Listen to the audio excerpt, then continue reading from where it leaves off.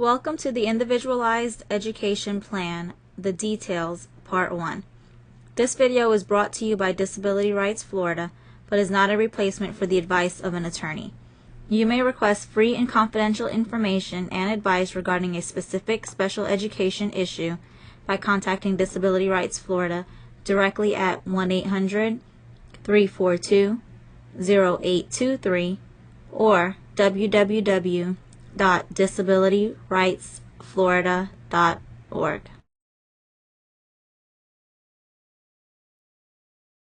This video is one of several available on our website and YouTube channel produced to assist you with aspects of special education services in Florida. In this video, the Individualized Education Plan, or IEP, the Details, Part 1 of 2, we will cover the following topics. 1. Purpose of an IEP. 2. Procedural safeguards. 3. Present levels of academic achievement and functional performance. 4. Evaluations. 5. Special or standard diploma. And 6. Goals and short-term objectives. Let's start with the purpose of your child's Individualized Education Plan. The IEP sets reasonable and measurable goals for your child and helps you to measure your child's academic progress over the course of the school year. Consider the IEP your contract with the school, as it lists the various services and strategies that the school will be responsible for implementing.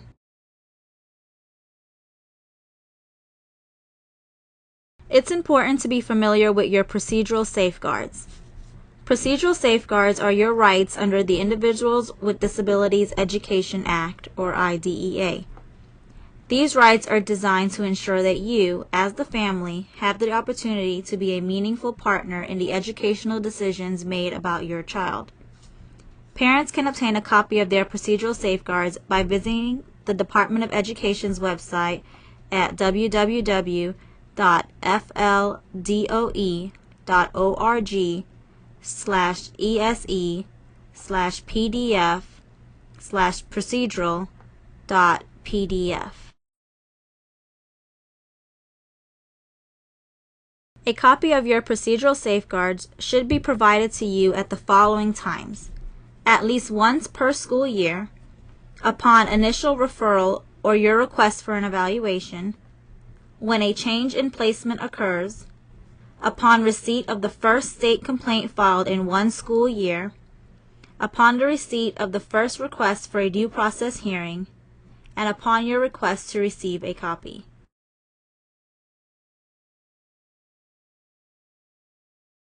Exceptional student education services are supposed to be based on your child's unique needs, not just medical diagnosis.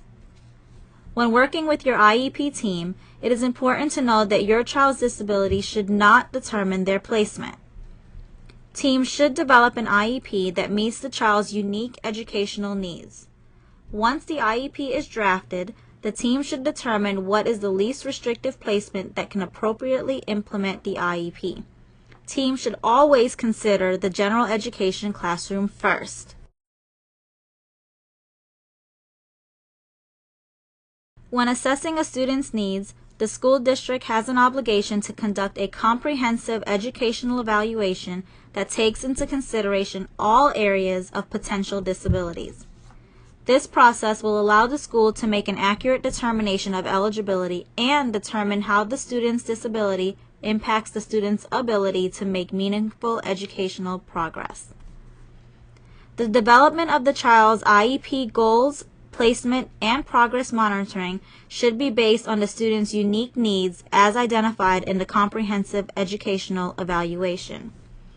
These assessments should include a social history, age of the child, academic, communication, cognitive, social-emotional, independent functioning, and behavioral assessments, environmental factors, a comprehensive medical review, and data from the general interventions or response to intervention process should also be included.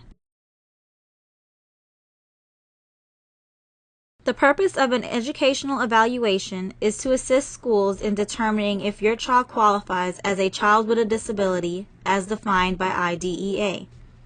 Evaluations help families gather research-based information on their child's strengths and weaknesses and compares the information to that of same-aged peers.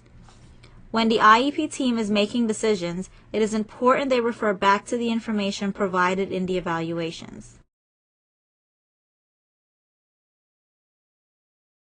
In the IEP, the section titled Present Levels of Academic Achievement and Functional Performance should include all information relevant to the student's educational performance. This section should be fair and unbiased and based on information, most recent educational assessments, as well as medical evaluations conducted of the student. All information should be factual and provide descriptions of the student's strengths, weaknesses, how the disability affects the student, and the student's priority educational need. Parental input is very important.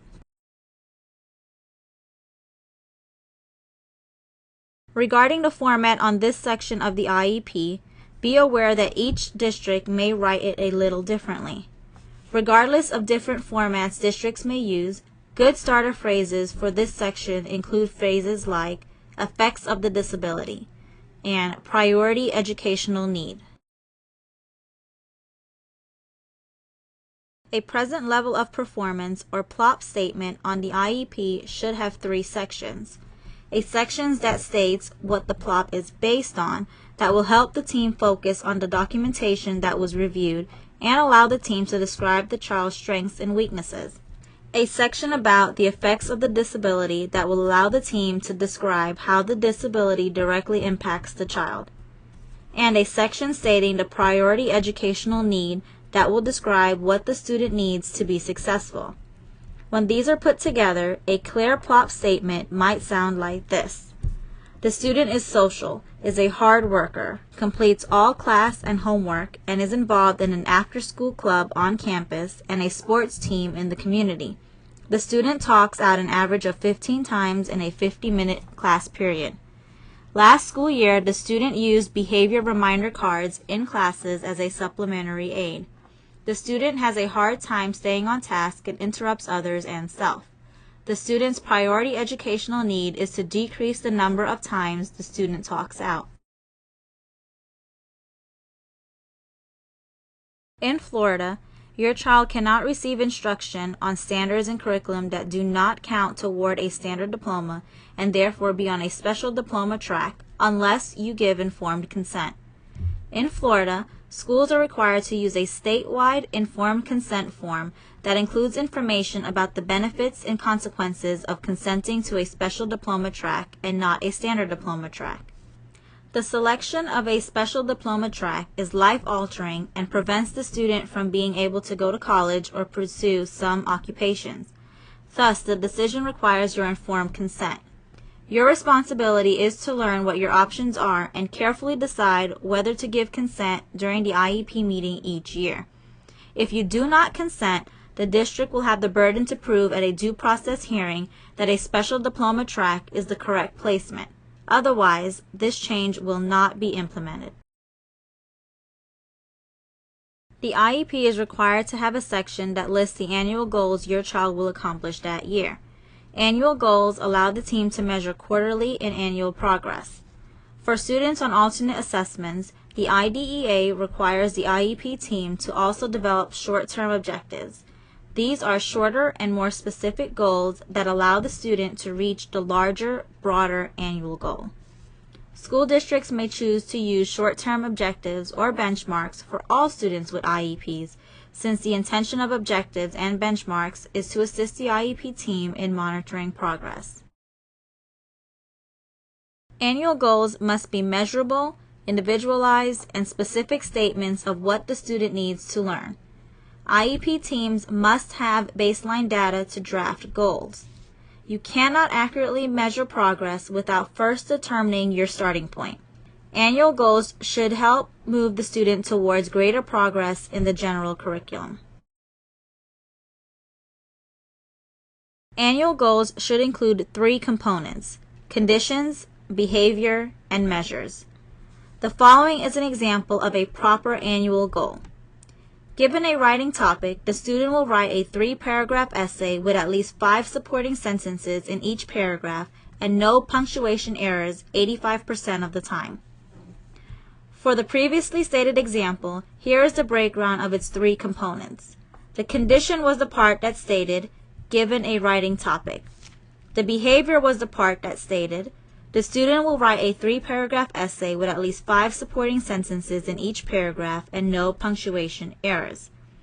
Finally, the measurement was the part that designated that the behavior should be successfully done 85% of the time. As of the 2004 revisions of IDEA, your school no longer has to list short-term objectives unless your child takes the Florida Alternate Assessment. Alternate assessments, based on alternate academic achievement standards, are intended for children with the most significant cognitive disabilities.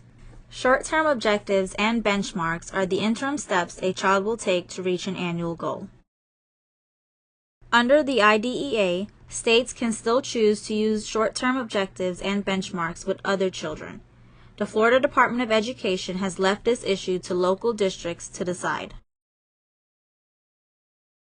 Here is an example of a measurable annual goal and 2 short-term objectives. For the measurable annual goal, Brad will complete and turn in every homework assignment for math and science classes for 1 grading period.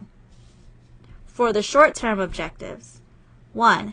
Given an assignment planner, Brad will record all assignments in his planner and check with the teacher for accuracy every day for a week. 2. Using an assignment completion checklist, Brad will check his assignments for math and science to make sure all the work has been finished and turned in every day for 1 month. Alternatively, the district might write a benchmark instead of a short-term objective. Brad will accurately record all assignments in his assignment planner every day independently during the first grading period. Brad will complete an assignment checklist to make sure all of his assignments for math and science are completed and turned in every day independently during the second grading period. Good IEP goals are SMART, S-M-A-R-T, specific, measurable, action words, realistic and relevant, and time limited. We hope this IEP Details Part 1 video was helpful. You may find the IEP Details Part 2 as well as other special education videos on our YouTube channel and website along with information about other education topics. If you need more help, you may request it from Disability Rights Florida. Our services are free and confidential.